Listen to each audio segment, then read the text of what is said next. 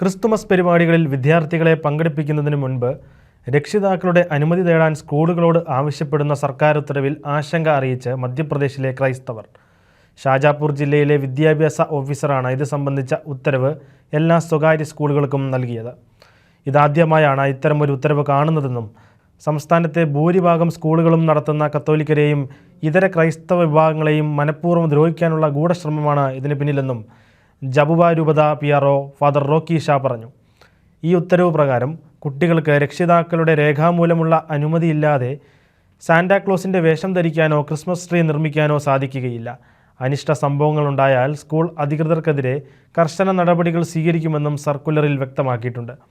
Christmas ദിനം അടുത്തിരിക്കെ മനഃപൂർവ്വം പ്രശ്നമുണ്ടാക്കാനുള്ള തീവ്ര ഹിന്ദുത്വവാദികളുടെ ഗൂഢാലോചനയാണ് ഇതിന് പിന്നിലെന്നും കരുതപ്പെടുന്നു.